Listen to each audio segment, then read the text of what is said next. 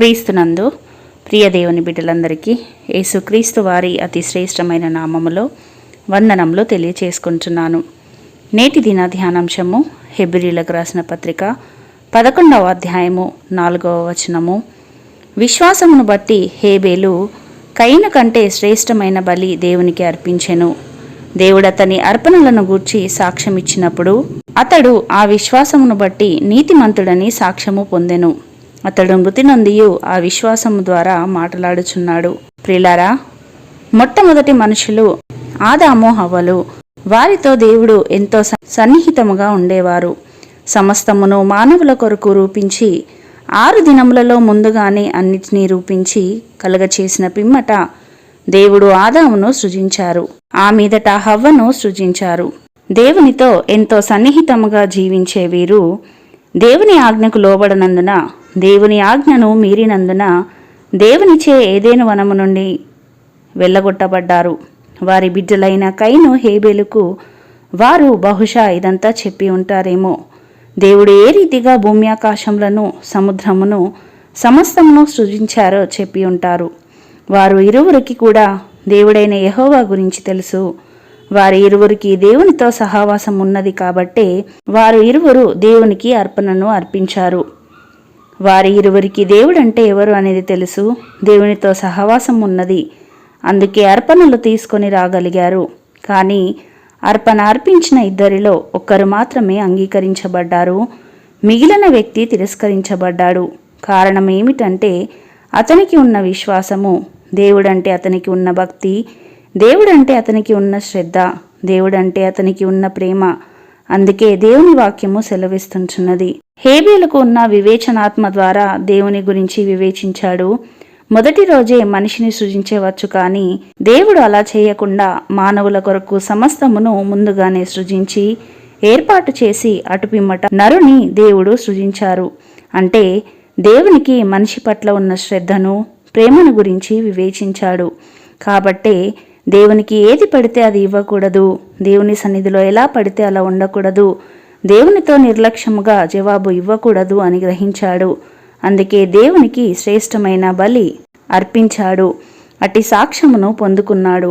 ప్రియులారా, దేవునికి నీవు అర్పించే అర్పణలు ఎలా ఉంటున్నాయి? నీవు ఇచ్చే దశమ భాగము శ్రేష్టమైనదేనా? నీవు చేసే స్తుతియాగము పరిశుద్ధమైనదేనా? నీ హృదయము, నీ జీవితము పరిశుద్ధముగా ఉంటుందా? నీ జిహ్వ ఫలము అనగా నోటి మాటలు, హృదయ ధ్యానము దేవునికి అంగీకారముగా ఉంటున్నదా? దేవునికి ఇష్టమైన యాగముగా ఉంటున్నదా? మనమందరము ప్రార్థిస్తుంటాము, వాక్యము చదువుతుంటాము, మందిరమునకు వస్తాము, పాటలు పాడతాము, దేవుణ్ణి ఆరాధిస్తాము. కానీ మన హృదయ అంతరంగము మాత్రము సమస్తమైన కల్మషముతో, దుష్టత్వముతో, వ్యభిచారముతో, విగ్రహారాధనతో నిండిపోయి ఉంటుంది. మన దేవునికి అర్పించే కానుకలు ఏదో ఇవ్వాలి, ఇవ్వకపోతే దేవుడు ఏమైనా అనుకుంటారు కాబట్టి సనుగుతూ గొనుగుతూ ఇస్తున్నామా? లేక అట్టి అర్పణలు నిజముగానే ఇష్టపూర్వకముగా శ్రేష్టముగా ఉంటున్నాయా? కయీను తన అర్పణను తీసుకొని వచ్చాడు.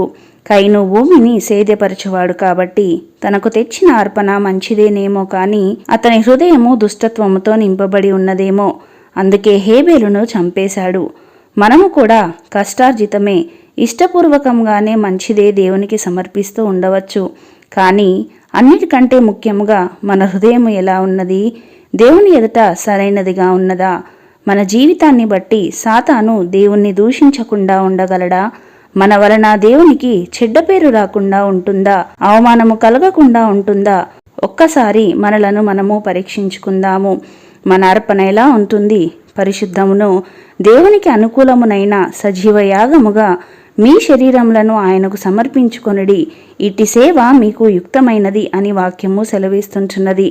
అంతేకాకుండా ప్రభువుకేది ప్రీతికరమైనదో దానిని పరీక్షించుచు వెలుగు సంబంధుల వలె నడుచుకొనుడి అని వాక్యము సెలవిస్తుంటున్నది. కాబట్టి దేవునికి అనుకూలమైన అర్పణగా, శ్రేష్టమైన అర్పణగా మనలను మనము సమర్పించుకొనగలుగుతున్నామా? దేవునికి ప్రీతికరమైన వ్యక్తుల వలె మనము జీవించగలుగుతున్నామా? ఒక్కసారి ఆలోచిద్దాము, మనలను మనము పరీక్షించుకుందాము. దేవునికి ఇష్టమైన యాగముగా, అర్పణగా జీవించుటకు అట్టి కృప దేవుడు మనలకందరికీ అనుగ్రహించునుగాక. ఆమెన్. ప్రార్థించుకుందాము. మహోన్నతుడా, మహాగణుడా, అతి పరిశుద్ధ స్థలంలో నివసించువాడా, మీ పరిశుద్ధమైన నామమును బట్టి తండ్రి మీకు వందనాలు. మా స్తుతులపై ఆసీనుడైన వాడా మీకు స్తోత్రములు. ప్రభువా, ఈ దిన వాక్యము ద్వారా మాతో మాట్లాడిన దేవా మీకు వందనాలు. మా హృదయము నీ ఎదుట సరి అయినదిగా ఉన్నదో లేదో మమ్మలను మీ వాక్యము ద్వారా పరీక్షించిన దేవా మీకు స్తోత్రములు. తండ్రి, మమ్మలను మేము వాక్యంలో శుద్ధి చేసుకొని పరిశుద్ధమైన యాగముగా మీకు మమ్మలను సమర్పించుకొనుటకు మీ కృపను మాకు అనుగ్రహించండి. మా జీవితాలు మీ నామమునకు మహిమకరంగా ఉండుటకు మీ సహాయమును మాకు అనుగ్రహించమని యేసయ్య పరిశుద్ధ నామములో ప్రార్థించి వేడుకొనుచున్నాము పరమ తండ్రి. ఆమెన్.